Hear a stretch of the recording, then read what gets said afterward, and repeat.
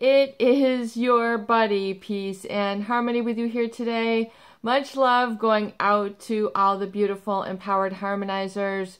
And we are zooming in and focusing in today on mother issues.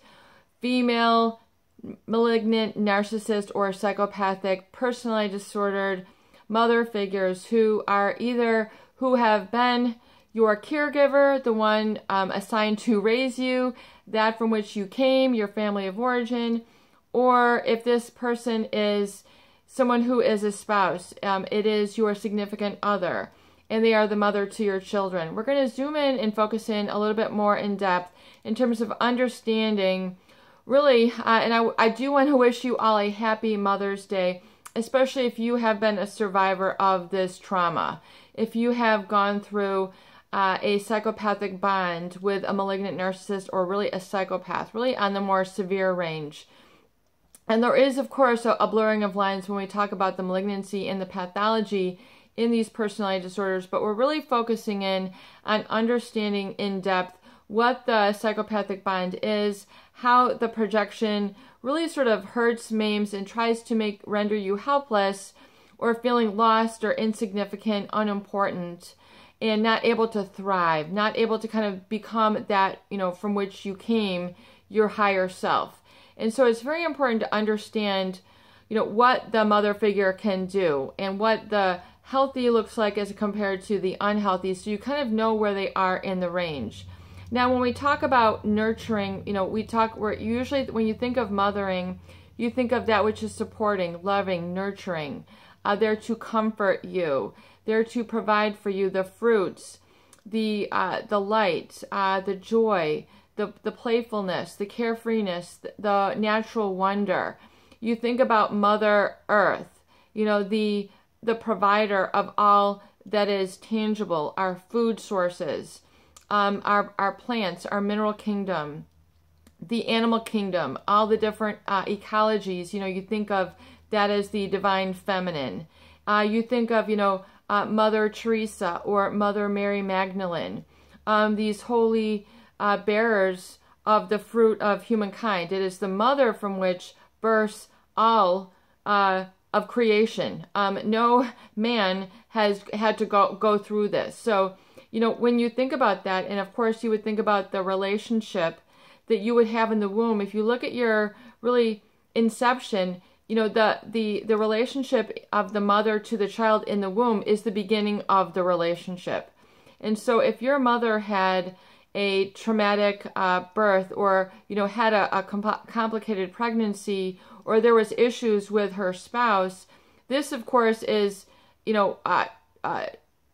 projected or transmuted into the infant. So we're really kind of going back in depth, because I think if you look at it this way, it'll be very healing and very nurturing and very loving for you, and help you go to kind of a rebirth of yourself when you understand that life begins at conception.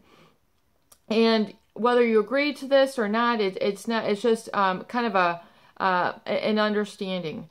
And so, if you look at this, and if there's been complications, or the mother does not relate well to herself, her own body, the divine feminine within herself, if she doesn't have a grasp of that, if she does not have a concept of that, but is using a birth as an ulterior motive to keep a man, people have children for government funding. People have children for all variety of reasons. And so, from which you came, you can kind of understand how if a woman does not have a good, healthy relationship with herself, her body, mind, and spirit, her own instinct, her own judgment, and her own health as it runs through her physical body, that this can then be passed on unequivocally to the child.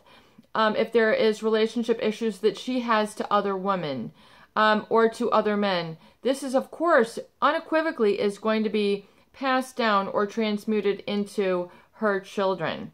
And whether you are female or a male, that will also depend on how this is reflected onto you. But for number one, if you look at the concept of nurturing and guiding and supporting and giving the fruits of life, it is a very important job. And whether you call it the most difficult job on earth, you can say all different things. Oprah Winfrey has said these different things.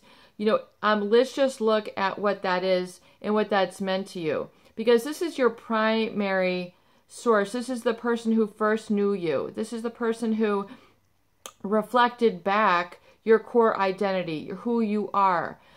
Studies have been shown how important it is for a mother to be soft, caring, nurturing, and affectionate.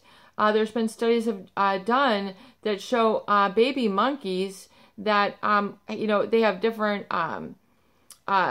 test groups, but there was a group that had kind of like a soft teddy bear, and it had no food. In other words, it was like a surrogate mother, and it was built by these psychologists to look like the mother, and it had like terry cloth, and it was soft and nurturing, and it did not have any food though, but it would wrap, and then the monkeys could cuddle and be cuddled into this mother. And then there was a wire monkey that had the food. It didn't have any warmth. It didn't have any affection. It was very cold, emotionless, passionless. It had none of that creature comfort, so to speak. And the study showed that the baby monkeys would favor that warm, cuddly, nurturing, warm mother figure, surrogate mother, versus the wire one, which had the food. In fact, to the point of even starving themselves. So it goes to show that a mother, in the ideal state, whether, you have to take the good for the bad in life. It's not to say that every relationship is perfect. Things happen, of course. But when you look at growing, when you look at raising a child and taking on that role, that commitment, if one has a personality disorder and they are projecting the fact that they don't, that they are threatened by the qualities of this child, whether it be their appearance, whether it be their emotions, whether it be their need for love, or that they have a giving side, they want to have that exchange and love their parents. It's really, one of the first really goals of the child is that they want to love and please the parent. And then if there is something wrong in the family, that child is going to try to resolve it. They're going to think that they are the cause. Children are like sponges. They are picking up every single impression, word. This is, they are just soaking it up at every moment. And what their eyes attend to, their ears, all their senses are, on steroids, of course. They are on super drive, and you can study child development and there's just so much in this field that is known. And of course the, developmental stages. But what I'm really focusing in on is the fact that if you did not receive that sort of, that what you had needed at that point, and then you had to then, as a surrogate, either had to find surrogate mother figures in your life, or felt, that you were always missing something. Oftentimes it can be related to this core relationship. And so it is to understand that if your caregiver was a deficit of empathy, or a deficit of love, or guidance, or nurturing, and they did not fill you up with those warm, okay feelings that you are okay, you are beautiful, you are magnificent. I'm going to make sure that you have the education, the tools, the food. And not that, it takes a village to raise a child. But, did that mother figure, you can even have, a wonderful village, but if that mother that you have to come home to is scolding you cold, does not know the color of your eyes because they have never looked at you, they've only, maybe physically abused you. Back in the day, I was watching a show, Ralphie May, he's a comedian, I love comedy, and he's talking about, back in the day when he was, telling jokes as a young child, his mother would give him a bar of soap. And he said, he had 20 minutes with the bar of soap. And he's like, it wasn't even a new bar of soap. It was the one that was in the shower that all his family had to use. And so he had to, sit there with a bar of soap in his mouth. So back in the day, there was a lot of, corporal punishment discipline. It was, if you were raised in the 50s, 60s, 70s, you probably had a lot of harsh parenting. So, and as, as times change now, if a parent, does this to their child, they're in hot water. You cannot physically abuse children as of today, but back in the day, parents got, away with a lot, not only the physical, but really the emotional impact and the messages that were relayed to their children, that they were, horrendous, awful people. So I think, it was the rod was not spared. And so, if this was your parent, or they did not have that emotional guidance and attunement to you, realize that you still have this alive and well within you. This need and this ability to connect to that which is mothering, nurturing to you. And you do have to take the good with the bad. Your mother has brought you here. Oftentimes they can be the greatest teachers. And oftentimes it can, if you have, a malignant parent, particularly a mother, in your, and I'm holding a rose quartz right here.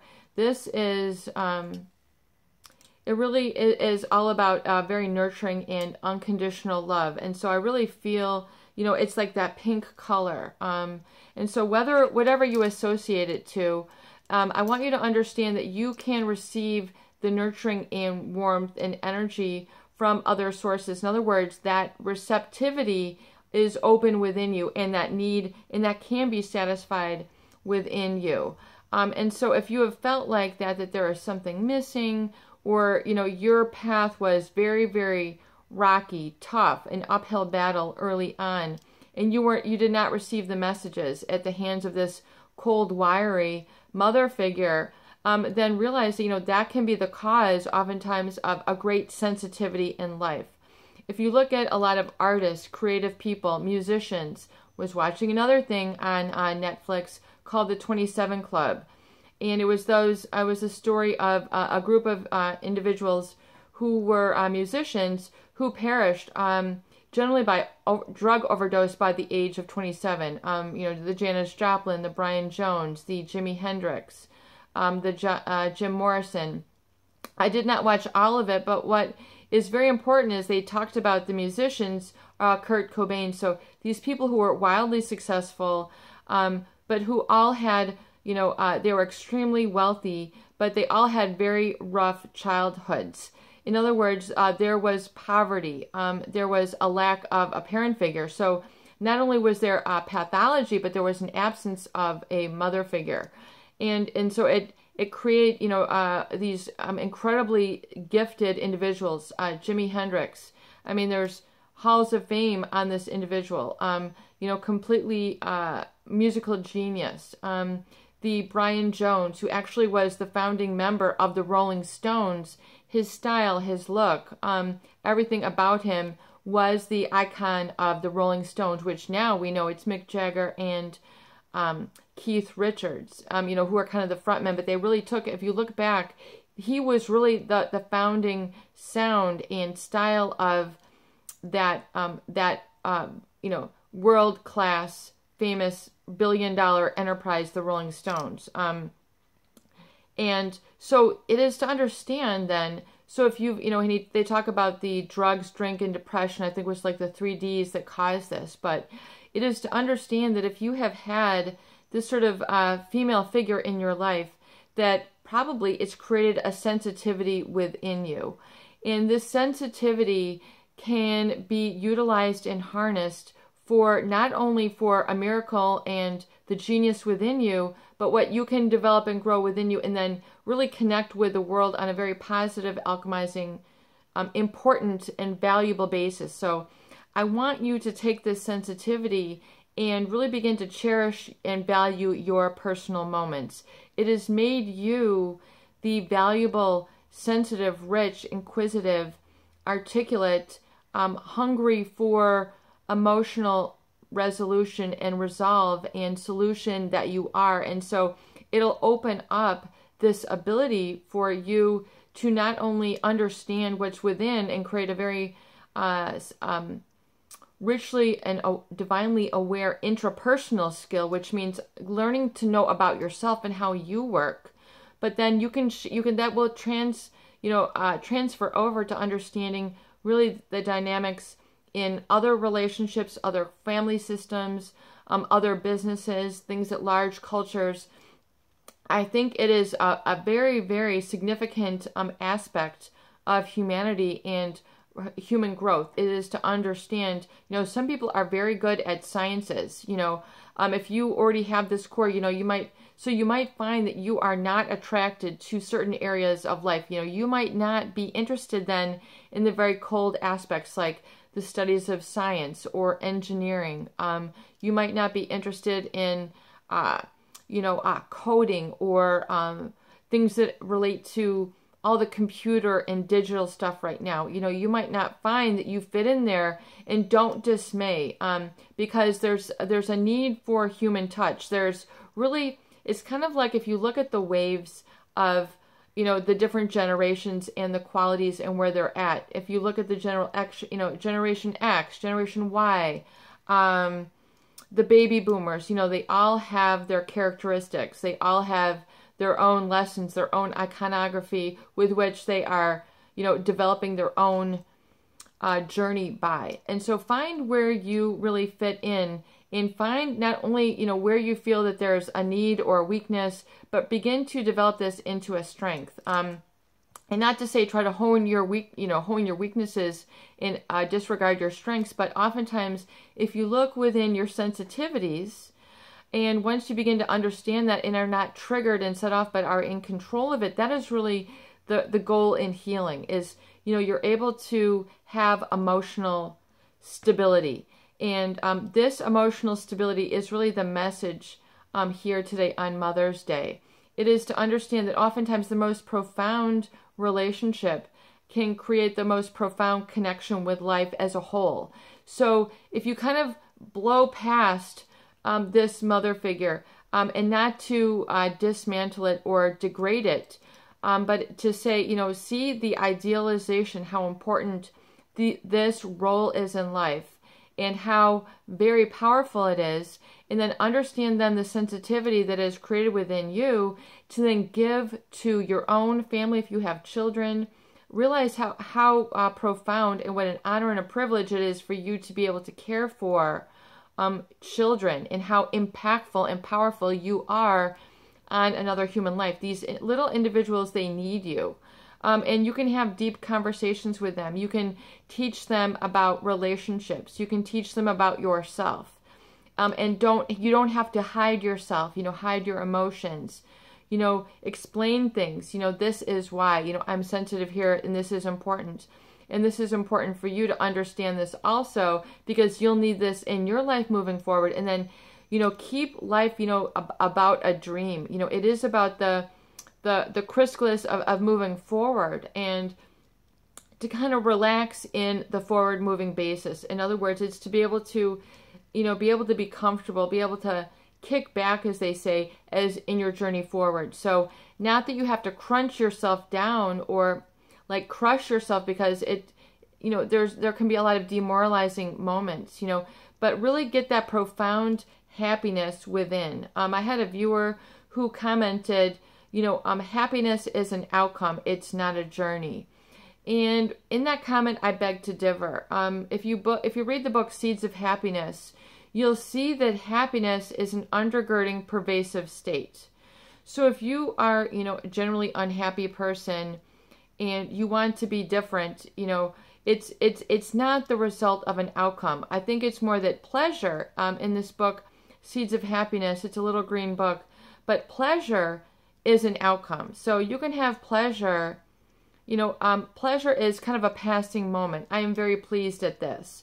It is a response. I'm very pleased at the work that I did. I'm very pleased at, how things came out. I'm pleased by this meal. I am pleased by this relationship. So that is an outcome, I feel. Happiness is an undergirding state, which is an ultimate choice of the soul. You choose to be happy. And that's an undergirding. That's like the bedrock. That's how I view it. It's like the water, water under rocks, sort of, to quote David Byrne of the Talking Heads. It's like it's like a positive flow that's running underneath everything. And energy and motion is what is running under everything. So really you are an energetic being. You're not just the physical, muscle, bone, tissue, sinew, organs. Those all each have an energy vibration of their own. And when you feel very heavy, down, depressed, even on holidays like this, it is to be in a lower vibration. It's to be caught up too much in the physical. It's to be caught up in too much the mundane. It's to be caught up too much in the minutia. So it's to, like Dr. Joe Dispenza says, become pure consciousness. And that is really where your energy is going to reside. And then your nurturing can be done at that basis when you become pure consciousness. And you're able to nurture yourself in the way that was missing. It becomes then like a self-fulfilling loop. It becomes a self-generating loop where you begin to nurture yourself.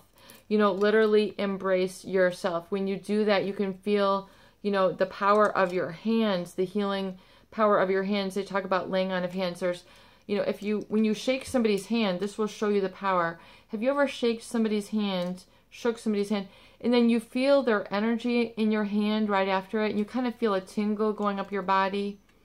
I mean, has anybody felt that? Like after you shake hands with somebody, you can feel kind of that the energy is still in your palm.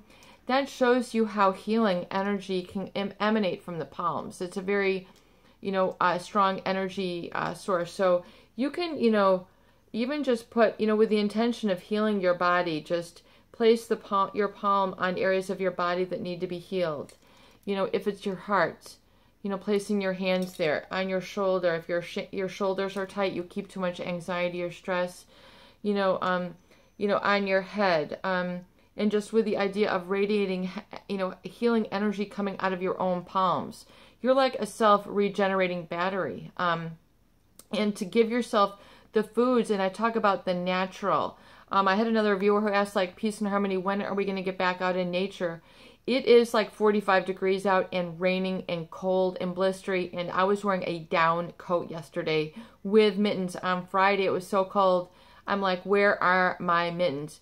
I mean, it is May 13th, 2018, and it is absolutely freezing out. So I apologize. Hopefully we will get out. I have every intention.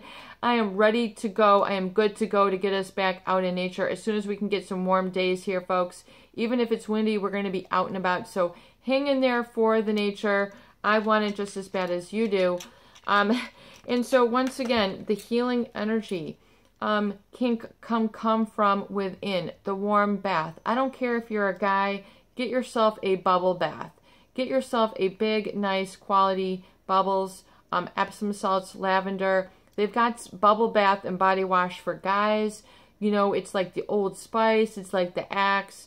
You got, rugged scents. Get yourself a big bottle, squirt about half of it, and take yourself a bubble bath. Get in there with your dry brushes. Get in there and really get your fingernails clean. Excuse me.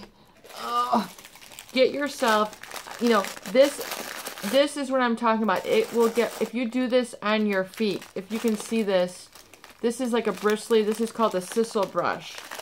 And I hope to be I have so many tools that I'm developing here for the website in the book. It's just like trying to get it all together. I might have to just do a couple series to get it up and running. And I've had this surgical health issue, but, getting under your own fingernails. This really kind of begins to, and the microdermabrasion, and then really resensitizing. This will send healing, you're transmuting your own healing energy through the palms, through the brush, into yourself, into the soles of your feet, into the palms of your hand, the soles and the palm. Does this make sense? And then giving yourself this healing, nurturing energy. The soft fabrics, and I talk about the natural stuff, the natural scents. Get away from, you'd be surprised how blocking of positive emotion all the chemicals are. The chemical air fresheners, the chemical foods, the chemical drinks that are all out there. Begin to switch it up. Look at your chemicals that you have around and begin to get out some of this stuff that's like blocking the flow of Mother Nature into your body. Go out walking barefoot. Sit on the earth. Lay on the earth. feel sand and rub it all over your body. I mean, this is the healing of Mother Nature. Begin to really kind of, go in and touch a couple trees. I mean, really just see how strong they are. It's like, damn, that's strong. I mean, get in touch with the strength of Mother Nature. She will really give you, she will really nurture you. She's a great person to have, a great entity, a great being to have a relationship is with Mother Earth. Get a plant. Get something that you speak to. Begin to bring nature into your home. It will clean the air also. If you feel that your air is very stifling and stuck, if you bring Mother Nature, she will, plants emit oxygen and take in carbon dioxide. So we have a symbiotic relationship with nature. This is super profound. All the trees, they emit oxygen. So they respirate, they breathe also. They take in carbon dioxide, which is what we expel. When we exhale carbon dioxide and we take in oxygen. So when you're fully oxygenated, you're feeling good. If you don't have enough fresh air, you're feeling kind of stifled. You're feeling woozy. You're feeling like you don't. And then plants, they take in carbon dioxide, which we exhale, and then they emit oxygen. So there's a real symbiotic relationship with Mother Nature. So, that's a pretty big mother. That's a pretty good mother that you can always turn to when you need love, affection, guidance, and someone to listen to you. Mother Nature will be there in her full glory. I hope you check her out, and I hope you give her the love that she deserves today. It is your buddy, Peace and Harmony, with you here today. I hope these videos do help. Please share and please subscribe for more great tools, videos, discussion, and support.